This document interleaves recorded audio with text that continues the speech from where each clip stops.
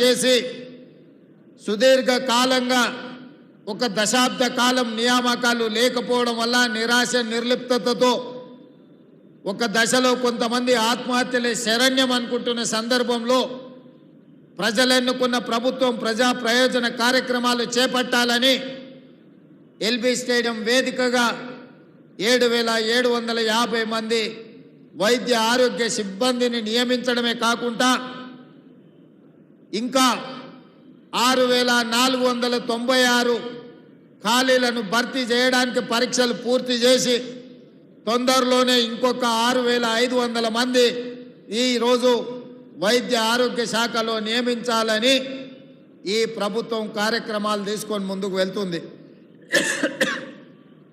ఈరోజు నియామకమైన డాక్టర్లు కావచ్చు, గతంలో నియామకమైన పారామెడికల్ సిబ్బంది కావచ్చు, రేపు భవిష్యత్తులో నియామకం కాబోతున్న వైద్య ఆరోగ్య శాఖ సిబ్బంది కావచ్చు, దాదాపుగా ఒక సంవత్సరంలో వైద్య ఆరోగ్య శాఖలో 14,000 మంది నియామకం స్వతంత్రం వచ్చిన నాటి నుంచి ఈ రోజు వరకు జరగలేదు అని చెప్పి నేను అధికారికంగా చెప్పదలుచుకున్నా.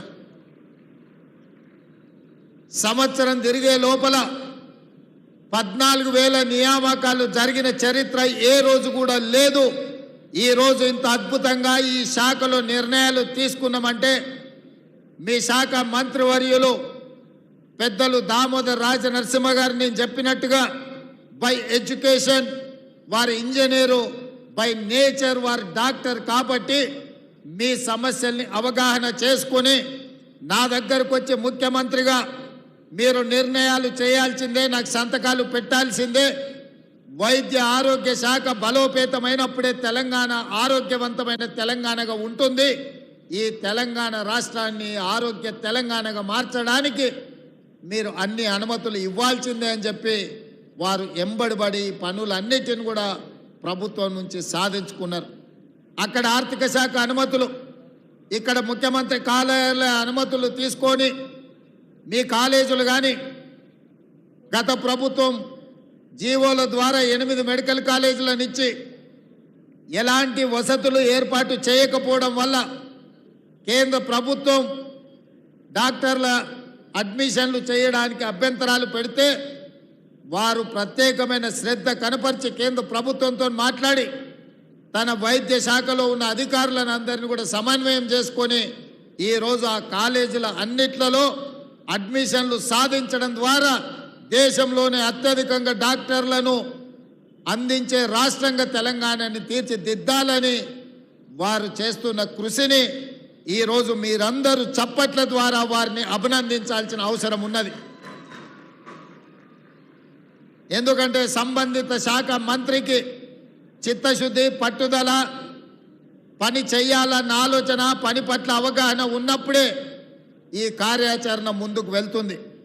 ఆ మంత్రి గారికి చిత్తశుద్ధి లోపించినా, అవగాహన లేకపోయినా తీసుకుంటున్న నిర్ణయాలు లోపభూయిష్టంగా ఉండే అవకాశం ఉంది. అందుకే ఈరోజు ఒక మంచి మంత్రిగా సమర్థవంతంగా ఈ శాఖను నిర్వహించడమే కాకుండా శాఖలో ఉన్న సిబ్బందిని అందరిని కూడా సమన్వయం చేసుకుంటూ వారు ముందుకు వెళ్తున్నారు. అందుకే ఈ వేదిక మీద నుంచి మీకు అందరికీ తెలుసు, 60 సంవత్సరాల ఆకాంక్ష, లక్షలాది మంది నిరుద్యోగ యువకులు ఉద్యమకారులుగా మారి వందలాది మంది ఆత్మ బలిదానాలు చేసుకొని తెలంగాణ రాష్ట్రాన్ని సాధించినాం. తెలంగాణ ఉద్యమంలో ప్రధానంగా ఆనాడు తెలంగాణ యువత నినదించింది తమ ఉద్యోగ నియామకాల కోసం.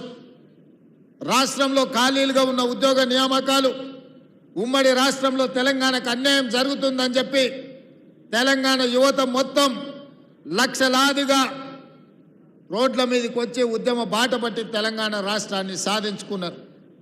మేమందరం ఆశించిన గత ప్రభుత్వం అధికారులకు వచ్చిన తర్వాత రాష్ట్ర ప్రభుత్వంలో ఉన్న అన్ని ఖాళీలను శాఖల వారీగా సమీక్షించి అన్ని శాఖలలో ప్రభుత్వ ఉద్యోగ ఖాళీలను భర్తీ చేస్తారని, కానీ 10 సంవత్సరాలల్లా భర్తీ చేయకపోను నోటిఫికేషన్లు ఇస్తే ప్రశ్నాపత్రాలు జిరాక్స్ సెంటర్లలో అమ్ముకునే పరిస్థితి.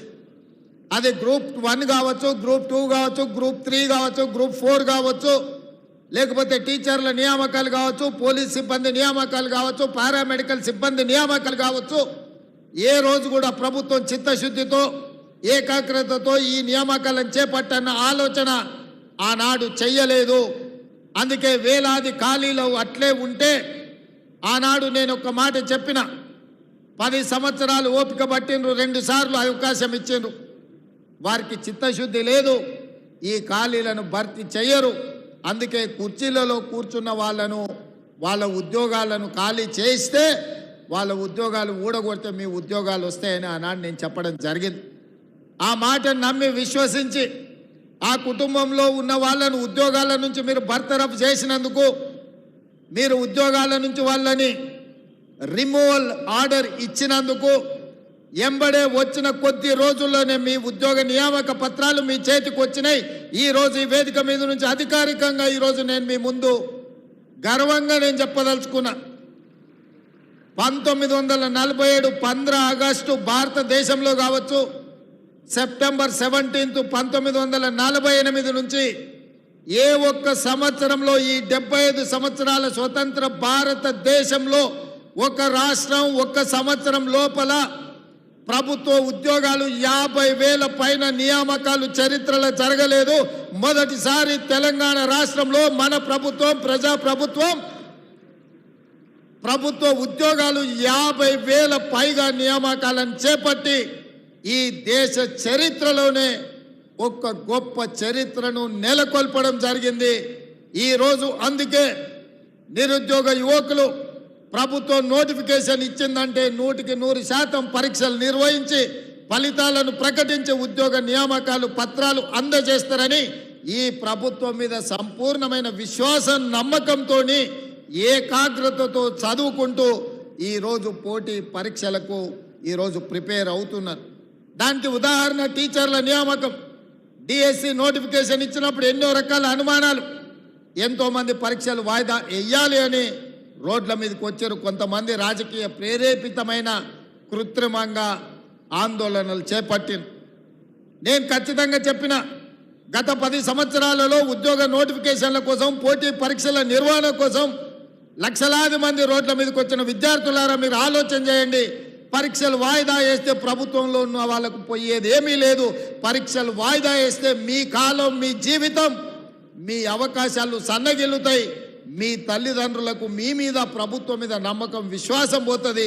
ఎందుకంటే గ్రామీణ ప్రాంతాల నుంచి వచ్చిన మీరు మీ తల్లిదండ్రులు రూపాయి కూడబెట్టి కోచింగ్ సెంటర్లకు పంపిస్తే 8-10 సంవత్సరాలు అశోక్ నగర్ చౌరస్తాల్లో, దిల్సుఖ్ నగర్ చౌరస్తాల్లో కోచింగ్ సెంటర్ల చుట్టూతో తిరిగితే మీ అత్యంత విలువైన యుక్త వయసు 21 సంవత్సరం పైబడి 35 సంవత్సరాల లోపు మనం జీవితంలో ఏం కావాలనో ఆ వయసు నిర్ణయిస్తుంది. మనం డాక్టర్ అవుతామా, లాయర్ అవుతామా, ఇంజనీర్ అవుతామా, ఐఏఎస్ అవుతామా, ఐపీఎస్ అవుతామా, లేకపోతే ప్రజాప్రతినిధి అవుతామా, ప్రజాసేవకుడు అవుతామా, వ్యాపారంలో రాణిస్తామా అనేది 21 సంవత్సరాలు పైబడి 35 సంవత్సరాల లోపు మన భవిష్యత్తు నిర్ణయం జరుగుతుంది.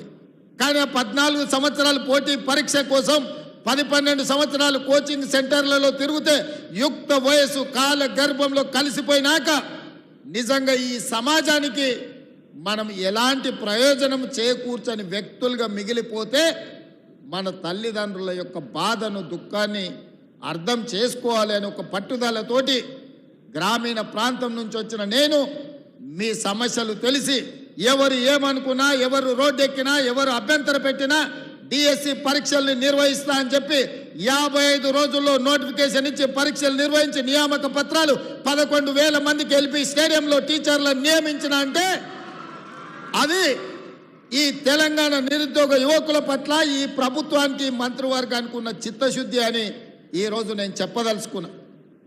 ఇవాళ 50,000 ఉద్యోగాలు ఇచ్చినామంటే ఇవాళ మా కుటుంబంలో మా మంత్రుల పిల్లలకు, మా ఎమ్మెల్యేల పిల్లలు మేము ఎవ్వరం ఉద్యోగాలు తీసుకోలేదు 90% నాకు తెలిసినంత వరకు. ఇవాళ మేము 50,000 ఉద్యోగాలు ఇచ్చినామంటే ఈ తెలంగాణ సమాజమే మా కుటుంబం అనుకున్నాం. మీకోసం సేవ చేయడం ఒక గొప్ప అవకాశం అనుకున్నాం.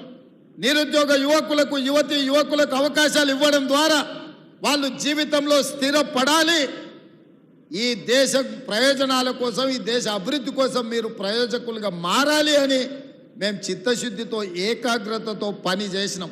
ఎంతోమంది తిట్టినరు, ఏం పోయేకాలం ఈ ముఖ్యమంత్రికి పరీక్షలు వాయిదా వేయమంటే ఎందుకు వేస్తలేడు అని. నేను ఒకటే నిర్ణయించుకున్నా, వాయిదాలు వేస్తే లక్షలాది మంది నిరుద్యోగ యువకులు కోచింగ్ సెంటర్ల చుట్టూతో తిరుగుతూనే తల్లిదండ్రులకు భారం అవుతారు.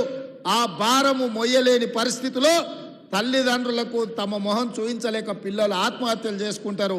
అదే పరీక్షలు నిర్వహించి ఫలితాలు ఇస్తే ఉద్యోగాలు వచ్చిన వాళ్ళు ఉద్యోగాల్లో చేరుతారు, ఉద్యోగ రాని వాళ్ళు ఇంకొక ఉపాధి ఉద్యోగ అవకాశాలను వెతుక్కుంటూ వారు నిర్ణయం తీసుకుంటారు. అందుకే పోటీ పరీక్షలు నిర్వహించిన. ఇదే కాదు, ఈరోజు గ్రూప్ 1 జరిగినప్పుడు కూడా గ్రూప్ 1 పరీక్షలు వాయిదాలు వేయాలని మన ప్రభుత్వం ఇచ్చిన జీవోలలో కోడిగుడ్డు మీద ఈకలు పీకినట్టు పీకాలని, తప్పులు పట్టాలని హైకోర్టు నుంచి సుప్రీంకోర్టు వరకు అన్ని దగ్గరలకు పోయినారు. ఎక్కడ కూడా వాళ్ళ వాదన కోర్టులు సమర్థించకపోను తిరస్కరించి పరీక్షలు నిర్వహించమన్నారు. లక్షలాది మంది నిరుద్యోగ యువకులు గ్రూప్ 1 పరీక్షలకు ప్రిపేర్ అవుతుంటే పరీక్షలు నిర్వహించమని ధర్నాలు చేసిన వాళ్ళు పరీక్షలు వద్దు అని కృత్రిమమైన ధర్నా, ఒక రాజకీయ పార్టీ ప్రేరేపించిన ధర్నా చేస్తే నథింగ్ డూయింగ్ అని గ్రూప్ 1 పరీక్షలు నిర్వహించినాం. మెయిన్ ఎగ్జామ్స్ కూడా నిర్వహించినాం. తొందరలోనే తెలంగాణ రాష్ట్రానికి 2011 తర్వాత గ్రూప్ 1 పరీక్షలే నిర్వహించలేదు. ఉమ్మడి రాష్ట్రంలో 2011లో గ్రూప్ 1 నియామకాలు జరిగితే ఇవాళ 2024కు వచ్చినాం. 13 సంవత్సరాల తెలంగాణ రాష్ట్రంలో గ్రూప్ 1 ఉద్యోగ అవకాశాలు నిరుద్యోగ యువకులకు రాలేదు. ఆనాటి ప్రభుత్వం 2017లో నోటిఫికేషన్ ఇచ్చిన పరీక్షలు నిర్వహించకుండా వాయిదాలు పెట్టుకుంటూ నిర్వహించిన పరీక్షలు ప్రశ్నాపత్రాలు జిరాక్స్ సెంటర్లలో అమ్ముతుంటే ఆ రోజు ఖచ్చితంగా మాట ఇచ్చిన అధికారంలోకి వచ్చిన ఎంబడే గ్రూప్ 1 పరీక్షలు నిర్వహిస్తాం, ఖాళీలను భర్తీ చేస్తామని ఇవాళ గర్వంగా నేను చెప్తున్న. తెలంగాణ పబ్లిక్ సర్వీస్ కమిషన్ సంబంధించిన ఈ రోజు రిటైర్ అవ్వబోతున్న మహేందర్ రెడ్డి గారు చైర్మన్గా చాలా దీక్షతో ఈ పరీక్షలను నిర్వహించి ఈ రోజు మెయిన్ ఎగ్జామ్స్ కూడా కంప్లీట్ చేసిండ్రు. తొందరలోనే 563 మంది గ్రూప్ 1 అధికారులను ఈ తెలంగాణ నిర్మాణంలో భాగస్వాములను చేయబోతున్నాం. ఇవాళ ప్రక్షాళన చేసిన తెలంగాణ పబ్లిక్ సర్వీస్ కమిషన్ మా పనితనానికి ఒక గీటురాయి. చిన్న ఆరోపణ లేకుండా ఈరోజు పబ్లిక్ సర్వీస్ కమిషన్ పనిచేస్తుంది. మహేందర్ రెడ్డి గారి స్థానంలో సర్వేల్ రెసిడెన్షియల్ నుంచి ఐఏఎస్ పొందిన అతి నిరుపేద కుటుంబం నుంచి వచ్చిన ఒక ఐఏఎస్ ఆఫీసర్ బుర్రా వెంకటేశంని 3.5 సంవత్సరాలు ఇంకా ఐఏఎస్ ఉన్నా అతన్ని ఈరోజు పబ్లిక్ సర్వీస్ కమిషన్ చైర్మన్గా ఎందుకు వేసిన అంటే ఈ పరీక్షలను చిత్తశుద్ధితో పారదర్శకంగా నిర్వహించాలని ఒక సీనియర్ ఐఏఎస్ ఆఫీసును ఇవాళ పబ్లిక్ సర్వీస్ కమిషన్ చైర్మన్ చేసిన. గతంలో ఐపీఎస్ డీజీపీ చేసిన అధికారిని వేస్తే ఈరోజు సీనియర్ ఐఏఎస్ అధికారిని వేసిన. మేము పొలిటికల్ రీహాబిలిటేషన్ సెంటర్గా మార్చదలుచుకోలే పబ్లిక్ సర్వీస్ కమిషన్ అంటే. పబ్లిక్ సర్వీస్ కమిషన్ అనేది ఒక ఉన్నతమైన సంస్థ, ఒక ఉన్నతమైన వ్యవస్థ. అక్కడ పనిచేసే వాళ్ళకు చిత్తశుద్ధి ఉండాలి, అవగాహన ఉండాలి, చదువు పట్ల శ్రద్ధ ఉండాలి. నియామకాలు చేపట్టే వాళ్ళను ఇవాళ వాళ్ళు పోటీ పరీక్షలకు ప్రశ్నపత్రాలు తయారు చేస్తే వాళ్ళకి చదువు ఉండాలి. గతంలో పబ్లిక్ సర్వీస్ కమిషన్ మెంబర్స్ ఎవరయ్యా అంటే ఆర్ఎంపీ డాక్టర్ను పెట్టినరయా. గ్రూప్ 1 ఎగ్జామ్ నిర్వహించేటోడు ఆర్ఎంపీ డాక్టరు, డిప్యూటీ తహసీల్దారు, ఇట్లాంటి వాళ్ళను పబ్లిక్ సర్వీస్ కమిషన్ మెంబర్స్గా గతంలో వేసారు. నేను తప్పు పట్టడం లేదు, కానీ సెక్షన్ ఆఫీసర్ కలెక్టర్ని సెలెక్ట్ చేయలేడు కదా. ఒక సెక్షన్ ఆఫీసరో లేకపోతే ఒక ఆఫీస్లో ఉండే అటెండరో ఆ జిల్లా కలెక్టర్ని నిర్ణయించాలంటే అతని అవగాహన, అతని చదువు, అతనికి అన్ని రకాల అవగాహన ఉండాలి కదా. అట్లాంటి గ్రూప్ 1 పరీక్షలు నిర్వహించే పబ్లిక్ సర్వీస్ కమిషన్లో సభ్యులుగా చిన్న చిరు ఉద్యోగస్తులను రాజకీయ పునరావాస కేంద్రంగా మార్చి ఆ పార్టీ సభ్యులను నియమించడంతో పూర్తిగా భ్రష్టు పట్టుపోయి ప్రతిష్ట దెబ్బతిన్నది పబ్లిక్ సర్వీస్ కమిషన్. కానీ మన ప్రభుత్వం వచ్చినాక పబ్లిక్ సర్వీస్ కమిషన్ కంప్లీట్గా ప్రక్షాళన చేసి ఉన్నత చదువులు చదువుకున్న వాళ్ళను, ఉన్నత హోదాలు ప్రభుత్వంలో నిర్వహించిన వాళ్ళను సభ్యులుగా చైర్పర్సన్స్గా నియమించడం ద్వారా ఈరోజు ఎలాంటి ఆరోపణ లేకుండా నిర్వహించగలిగినాము అని అంటే ఈ ప్రభుత్వం యొక్క చిత్తశుద్ధిని మీ ద్వారా తెలంగాణ సమాజానికి నేను చెప్పదలుచుకున్నా. అదేవిధంగా యూనివర్సిటీలకు సంవత్సరాల కొద్ది వైస్ ఛాన్సలర్లు లేరు. మనం వచ్చిన తర్వాత 10 యూనివర్సిటీల వైస్ ఛాన్సలర్లను నియమించడమే కాకుండా ఇవాళ యూనివర్సిటీలలో ఉండే టీచింగ్ నాన్ టీచింగ్ వేకెన్సీలను అన్నిటిని కూడా ఇవాళ ఫిలప్ చేయాలని ఆ వైస్ ఛాన్సలర్స్కు మనం ఈరోజు ఆదేశాలు ఇవ్వడం జరిగింది. నేను ఎందుకు ఈ వివరాలన్నీ మీతో పంచుకుంటున్నా అంటే గత ప్రభుత్వం ప్రతి మండలంలో 30 పడకల ఆసుపత్రి, ప్రతి నియోజకవర్గంలో 100 పడకల ఆసుపత్రి, ప్రతి జిల్లా కేంద్రంలో ఒక మెడికల్ కాలేజీని ఇస్తామని చెప్పిండ్రు. 10 సంవత్సరాలైన మండలాలలో 30 పడకలు రాలే, నియోజకవర్గాలలో 100 పడకలు రాలేదు. మెడికల్ కాలేజీలు ఇస్తే అత్తా పత్తా లేదు. బోర్డన్ ఉంది, జీవోనన్ ఉంది, కానీ అది ఎక్కడుందో ఎత్తుకుతే ఎక్కడ కనిపించదు. అట్లాంటి అగమ్య గోచరం నుంచి విద్యాశాఖను వైద్య శాఖను బయటికి తీసుకొచ్చి విద్యాశాఖ స్వయంగా నేనే పర్యవేక్షిస్తూ వైద్య ఆరోగ్య శాఖ పెద్దలు దామోదర్ రాజనరసింహ గారు పర్యవేక్షిస్తూ ఈరోజు ఈ మంచి నిర్ణయాలు తీసుకున్నాము. ఈ ప్రభుత్వం ముందుకు వెళ్తుంది. పేదలకు సేవలు అందించాలన్న లక్ష్యంతో ఈరోజు మన ప్రభుత్వం నడుస్తున్నది. నేను ఈరోజు గుర్తు చేయదలుచుకున్నా, ప్రతివాడు ఈరోజు ఆరోగ్యశ్రీ గురించి, రాజీవ్ ఆరోగ్యశ్రీ గురించి మాట్లాడుతూ, ఆనాడు ప్రభుత్వ వైద్యానికి వెళ్తే పోయినవాడు పోయినట్టే మళ్ళీ వస్తాడో రాడు అని సినిమాల్లో పాటలు పెట్టిను, నేను రాను బిడ్డో సర్కారు దవాఖానకు అని. అట్లాంటి పరిస్థితుల్లో డాక్టర్ వైఎస్ రాజశేఖర రెడ్డి గారు రాజీవ్ ఆరోగ్యశ్రీ తీసుకొచ్చి అపోలో, యశోద లాంటి కార్పొరేటు ఆసుపత్రుల్లో శ్రీమంతులు చేయించుకునే వైద్యాన్ని 2005-06 సంవత్సరంలో 2 లక్షల రూపాయలు ఉచితంగా రాజీవ్ ఆరోగ్యశ్రీ ద్వారా ప్రతి పేదవాడికి తండాలలో, గూడాలలో, మారుమూల పల్లెల్లో ఉండే దళితులు, ఆదివాసులు, గిరిజనులు, బలైన వర్గాలు, నిరుపేదలైన మైనారిటీలకు రాజీవ్ ఆరోగ్యశ్రీని అందించి ఆనాడు పేదవాళ్ళను ఆదుకున్న చరిత్ర కాంగ్రెస్ పార్టీ.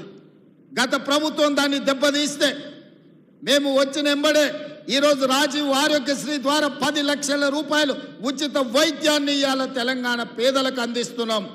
ఇవాళనే మా అధికారులు నాకు సమాచారం అందించారు.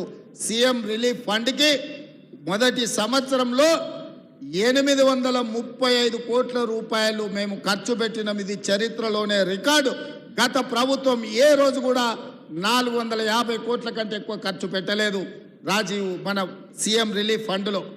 కానీ ఈ 11 నెలల్లో నేను ముఖ్యమంత్రిగా పేదలకు 830 కోట్ల రూపాయలు ఈరోజు సీఎం రిలీఫ్ ఫండ్ ద్వారా పేదల వైద్యానికి అందించిన అంటే ఇదందరూ మీరు అందించిన సహకారం, మీరందరూ అండగా నిలబడబట్టే ఈ గొప్ప నిర్ణయాలు మేము చెయ్యగలిగినాము.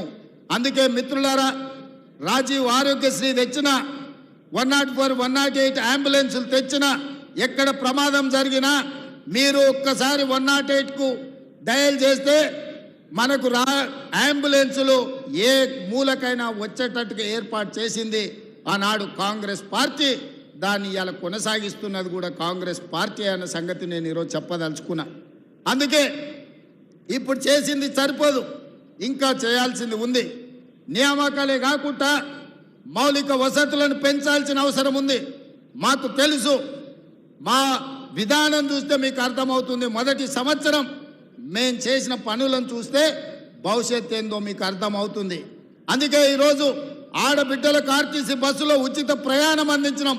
పొన్నం ప్రభాకర్ గారు నిర్వహిస్తున్న రవాణా శాఖలో ఇప్పటికీ 1,15,00,000 మంది ఆడబిడ్డలు బస్సు ఉచిత ప్రయాణాన్ని ఉపయోగించుకుంటే 3,800 కోట్ల రూపాయలు రాష్ట్ర ప్రభుత్వం ఆర్టీసీ కార్పొరేషన్కు కట్టింది. ఆడబిడ్డలు ఈరోజు ఈ రాష్ట్రంలో అమ్మగారింటికి వెళ్ళాలన్నా, ఆలయంలో అమ్మవారిని దర్శించుకోవాలన్నా ఆర్టీసీ బస్సులో అనా పైసా ఖర్చు లేకుండా ఆడబిడ్డలు ప్రయాణం చేసే అవకాశం ఈ ప్రభుత్వం ఇచ్చింది, మీ ప్రభుత్వం ఇచ్చింది. ఇంటికెళ్ళి అమ్మని అడగండి, ఆర్టీసీ బస్సులో అనా పైసా లేకుండా ప్రయాణం చేస్తుందో లేదో. ఇక్కడున్న ఆడబిడ్డలు కూడా ఈరోజు ఉద్యోగాలు వచ్చే వాళ్ళు ఆర్టీసీ బస్సు ఎక్కి ఇంటికి పోయేటప్పుడు చూడండి, ఎవరైనా మిమ్మల్ని ఒక్క పైసా అడుగుతారేమో. ఇది మా కమిట్మెంట్. ఇవాళ పేదవాళ్లకు 200 యూనిట్లు ఉచిత విద్యుత్తు, వ్యవసాయానికైనా ఉచిత విద్యుత్తు. మరి పట్టణాలలో ఉండే పేదలకు లేదా అంటే పేదవాళ్ళకు కూడా విద్యుత్తు భారం పడకుండా టీవీ పెట్టుకున్నా, ట్యూబ్ లైట్ వేసుకున్నా, ఫ్రిడ్జ్ పెట్టుకున్నా పేదవాళ్ళకి ఇబ్బంది లేకుండా 200 యూనిట్ల వరకు ఇవాళ పేదవాళ్ళకు ఉచిత వైద్యం అందిస్తున్నాం. 50 లక్షల కుటుంబాలు ఈరోజు 200 యూనిట్ల ఉచిత విద్యుత్తును ఈరోజు వాళ్ళకు అందుబాటులోకి వచ్చింది. 500 రూపాయలకు సిలిండర్ కూడా 50 లక్షల కుటుంబాలు ఈరోజు తెలంగాణ రాష్ట్రంలో వినియోగిస్తున్నారు. ఈ విధంగా రైతు రుణమాఫీ మొన్ననే పాలమూరు గడ్డ మీద రైతుల పండుగ చేసుకున్నాం. 21,000 కోట్ల రూపాయలు ఈ మొదటి సంవత్సరంలోనే. మీరందరూ రైతుల బిడ్డలు మీ ఇంటికెళ్ళి మీ నాయనని అడగండి, రైతు రుణమాఫీ జరిగిందా లేదా. 2 లక్షల లోపల రుణం ఉన్న 25 లక్షల మంది రైతులకు 21,000 కోట్ల రూపాయలు వాళ్ళ ఖాతాలో వేస్తే వాళ్ళ ఖాతాలో కాసులు గలగల అంటుంటే కొంతమంది గుండెల్లో పిడుగులు పడ్డట్టుగా ఫామ్ హౌస్లో పండుకొని బాధపడుతున్నారు. వాళ్ళ బాధకు మందు లేదు. ఏదైనా మందు ఉంటే ఇక ఆ మందు జూపల్లి కృష్ణారావు గారు ఇవ్వాల్సిందే, వారు లేరు కానీ వాళ్ళ శాఖ ఇవ్వాల్సిందే. ఎందుకై బాధపడుతురు? రైతులకు ఇవాళ 21,000 కోట్ల రూపాయలు మొదటి సంవత్సరంలోనే 25 లక్షల మంది రైతులకు రైతు రుణమాఫీ చేసినాం. అదే కాదు, రైతు భరోసా సంక్రాంతి పండుగ తర్వాత ఖచ్చితంగా రైతులను ఆదుకుంటాం, రైతు భరోసా ఇస్తామని చెప్పి ఈ ప్రజలకు చెప్పినాం. మా మీద ఉన్న నమ్మకంతో రైతులు ఈరోజు పండుగ చేసుకుంటున్నారు. అంతకుముందు వరేసుకుంటే ఊరేసుకున్నట్టే అని చెప్పారు గత పాలకులు. కానీ మేమేమన్నాం, వరి వెయ్యండి, వరి పండించండి, సన్నాలు పండించండి, తెలంగాణ సోన పండించండి, తెలంగాణలో ఉండే అన్ని residential schools, hostel, Kasturba ration షాపుల్లో సన్న బియ్యం ఇస్తాం. పేదోడు బుక్కెడు బువ్వ తినాలి అంటే సన్న బియ్యం ఇవ్వాలి, సన్నాలు పండించండి, 500 రూపాయలు బోనస్ ఇస్తా అని నేను చెప్పిన. దేశంలోనే స్వతంత్రం వచ్చినప్పటి నుంచి ఏ రాష్ట్రం పండించనంత ఈ వానాకాలం 1,53,00,000 లక్షల మెట్రిక్ టన్నుల వడ్లు పండించిన రాష్ట్రం ఈ దేశంలోనే తెలంగాణ ఉంది. 29 రాష్ట్రాలలో పంజాబ్ లాంటి రాష్ట్రం ఆంధ్రప్రదేశ్ కూడా తెలంగాణతోని పోటీ పడలేదు. 66 లక్షల ఎకరాలల్లో 1,53,00,000 వడ్లు మెట్రిక్ టన్నుల వడ్లు పండించిన చరిత్ర తెలంగాణది, తెలంగాణ రైతాంగానిది. అందుకే ఆ రైతులను ప్రోత్సహించడానికి వ్యవసాయం దండుగ కాదు, వ్యవసాయం పండుగ చేయాలి అని 500 బోనస్ రూపాయలు ఇచ్చి వాళ్ళ ఖాతాలో 5 రోజుల్లోనే బోనస్ పైసలు వేస్తున్నాం. ఒక ఆడబిడ్డ మహిళ కౌలుకు భూమి తీసుకున్నట్టు ఆమె చెప్పింది, సార్ రైతు బంధు ఇస్తే భూమి ఉన్నాయనికే పోతుంది, కౌలుకు నేను చేస్తే నాకు అప్పులు మిగులుతున్నాయి. ఈసారి రేవంత్ సారు బోనస్ ఇవ్వడంతో నాకు ఎకరాకు 30 క్వింటాళ్ళ వడ్లు వన్నాయి, ప్రతి ఎకరాకు 15,000 రూపాయల బోనస్ నాకు వచ్చింది. సంవత్సరానికి 2 పంటలు తీస్తే 1 ఎకరా కౌలు చేసుకుంటే కూడా వచ్చేదానికంటే అదనంగా నాకు 30,000 వస్తున్నాయని ఒక ఆడబిడ్డ కళ్ళల్లో ఆనందంతో చెప్తుంటే నాకు కడుపు నిండినట్టు అయింది. మంచి బిర్యానీ తింటే ఎట్లుంటుందో నాకు అంత సంతోషం వేసింది. అందుకే ఈ వేదిక మీద నుంచి రైతులకు నేను మాట ఇస్తున్నా, 10 సంవత్సరాలు ఈ ప్రభుత్వం ఉంటుంది. ఎవరు అడ్డం పండుకున్నా, ఎవరు నిలువు పట్టినా, ఎవరు కాళ్ళలో కట్టెబెట్టినా సన్న ఒట్లు పండించండి, 500 రూపాయల బోనస్ మీ ఖాతాలో పడుతుంది అని చెప్పి నేను ఈ వేదిక మీద నుంచి రైతాంగానికి నేను మాట ఇవ్వదలుచుకున్నా. ఏది చేసినా చిత్తశుద్ధితో చేసే బాధ్యత ఈ ప్రభుత్వాన్ని. ఇక మనకు వస్తారు కొంతమంది, వస్తున్నది అసలే సంక్రాంతి పండుగ. సంక్రాంతి పండుగ ముందర గంగిరెద్దులు వస్తాయి, దూడు బసవన్నలు వస్తారు, అమ్మకు దండం పెట్టు, అయ్యకు దండం పెట్టు, ఒంగొంగి దండం పెట్టు అని చెప్తారు. జోలేలో బిచ్చం పడంగానే మళ్ళీ దొరకకుండా పోతారు. ఇవాళ వచ్చేటోళ్ళు కూడా సంక్రాంతి పండుగ ముందలొట్టే దూడు బసవన్న లాంటి సన్నాయిలు ఎన్ని ఊదినా, గంగిరెద్దులను తెచ్చి ఎన్ని దండాలు పెట్టించినా వాళ్ళ లక్ష్యమంతా రేపు వచ్చే సర్పంచ్ ఎన్నికలలో ఓట్లే తప్ప రైతుల కష్టాలు కాదు, రైతులను ఆదుకోవాలన్న ఆలోచన కాదు. ఒక ఆయన ఢిల్లీలో 3వ అయిండు, 11వ సంవత్సరం రైతుల ఆదాయం 2 చేస్తా అన్నాడు. రైతు వ్యతిరేక నల్ల చట్టాలు తీసుకొస్తే 16 నెలలు ఢిల్లీ సరిహద్దుల్లో రైతులు యుద్ధం ప్రకటిస్తే 750 మంది చచ్చిపోతే నల్ల చట్టాలు వెనక్కి తీసుకొని ఈ రైతు జాతికే క్షమాపణ చెప్పిన ఆయన 3వసారి కుర్చీలో కూర్చున్నాడు. 10 ఏళ్ళు లేలిన ఆయన ఊరేసుకుంటే ఊరేసుకున్న ఆయన, ఫామ్ హౌస్లో వండుకున్న ఆయన ఈరోజు రైతుల గురించి మాట్లాడుతున్నారు. నేను అడుగుతున్న మా యువకుల్ని, మీలో నుంచి వచ్చిన వాడిని నేను, 10 నెలల్లోనే అద్భుతాలు జరుగుతాయా? 10 నెలల్లో చేయని పని ఏదైనా ఉందా? 10 ఏళ్ళు చేసిన ఆయన ఒకటైనా 11వ సంవత్సరం చేస్తున్నాయి ఇంకొక ఆయన. వాళ్ళిద్దరు కలిసి మనల్ని బద్నాం చేయాలని తిరుగుతున్నారు. ఈ బద్నాంను తిప్పికొట్టాల్సిన బాధ్యత మీదే సోదరులారా. ఎందుకంటే నేను పని మీద ఏకాగ్రత పెట్టిన, నేను పని ఆపి ఇటు తిరిగినంటే అందరు పని చెప్తా. కాకపోతే నేను పని ఆపితే రాష్ట్రానికి నష్టం జరుగుద్ది. ముఖ్యమంత్రిగా నేను నిర్ణయాలు చేయాలి, అధికారులను సమీక్షించాలి, మంత్రులను సమన్వయం చేసుకోవాలి. ప్రతి శాఖ నిర్ణయాలు తీసుకున్నప్పుడే తెలంగాణ రాష్ట్రానికి 4 కోట్ల ప్రజలకు ప్రయోజనం చేకూరుతుంది.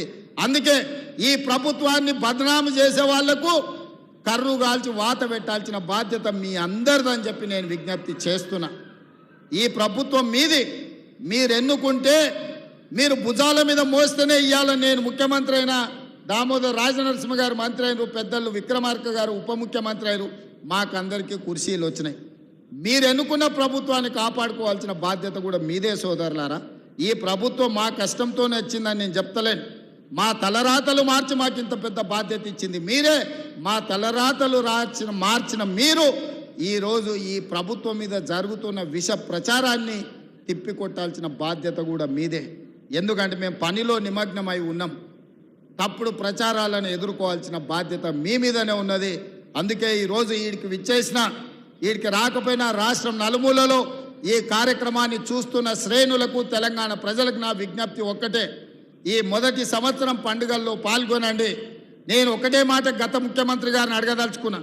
10 ఏళ్ళు ఉన్నావు, జయ జయ హే తెలంగాణ అనే గానం తెలంగాణ జాతికి నువ్వు అంకితం ఇయ్యలేకపోయినవి, ఇది ద్రోహం కాదా అని నేను అడుగుతున్నా. 10 సంవత్సరాల అధికారంలో ఉన్న నువ్వు సచివాలయంలో తెలంగాణ తల్లి విగ్రహాన్ని పెట్టాలన్న ఆలోచనే రాలేదు. బుద్ధుని పక్కన నీది పెట్టుకోవాలనుకున్నావు, కానీ సచివాలయంలో తెలంగాణ తల్లి విగ్రహం పెట్టాలన్న ఆలోచన నీకు రాలేదు. 10 ఏళ్ళైనా నువ్వు పెట్టలేదు. ఇవాళ మేము పెడుతున్నాం కదా డిసెంబర్ 9 నాడు అని నేను చెప్తున్నా. అందుకే ఈరోజు తెలంగాణ ప్రజల కోరిక, తెలంగాణ ప్రజల యొక్క ఆకాంక్ష గత ప్రభుత్వం ఎప్పుడు నెరవేర్చలేదు. అది ఉద్యోగాలు కావచ్చు, లేకపోతే రైతుల సమస్య కావచ్చు, తెలంగాణ సంస్కృతిని భద్రపరచడంలో కావచ్చు, వాళ్ళ వైఫల్యం చెందినరు. వాటన్నిటినీ సరిదిద్దుకుంటూ ముందుకెళ్తున్నాం. డిసెంబర్ మహిళలకు సంబంధించి వరంగల్లో కార్యక్రమం చేసుకున్నాం, రైతులకు సంబంధించి మహబూబ్ నగర్లో కార్యక్రమం చేసుకున్నాం, నిరుద్యోగ యువకులు విద్యార్థులకు సంబంధించి రేపు పెద్దపల్లిలో చేసుకోబోతున్నాం 4 తారీఖు నాడు. అదేవిధంగా 7, 8, 9 నాడు తెలంగాణ రాష్ట్ర అవతరణ ఉత్సవాలే కాదు, మొదటి సంవత్సర విజయోత్సవాలను ఈ ట్యాంక్ బండు, ఈ సచివాలయ, ఈ ప్రాంతం అంతా రంగరంగ వైభవంగా మనం నిర్వహించుకోబోతున్నాం. మీరందరూ కుటుంబాలతో సహా వచ్చి 7, 8, 9 తారీఖు నాడు తెలంగాణ కార్నివాల్ ఈ సెక్రటేరియట్, ఈ నెక్లెస్ రోడ్డులో లక్షలాది మందిగా పాల్గొని తెలంగాణ సంస్కృతిని, తెలంగాణ వంటలని ఆస్వాదించండి. తెలంగాణ సంస్కృతిని పునరుద్ధరించుకుందాం. తెలంగాణ సంస్కృతి గొప్పదన్న సంగతి ప్రపంచానికి ఎలుగెత్తి చాటుదాం. ఓహో, తెలంగాణ అంటే ఇంత అద్భుతంగా ఉంటుందా? తెలంగాణలో ఇంత రుచికరమైన వంటలు ఉంటాయా? తెలంగాణలో కవులు, కళాకారులు ఇంత గొప్పగా పాడగలరా? ఇంత గొప్పగా రాయగలరా? తెలంగాణ అంటేనే ఇదిరా అనే విధంగా 7, 8, 9 తారీఖు రోజు ఈ నెక్లెస్ రోడ్లో మొదటి సంవత్సర విజయోత్సవాలతో పాటు తెలంగాణ ఉత్సవాలను జరుపుకుందాం. డిసెంబర్ 9 నాడు తెలంగాణ తల్లిని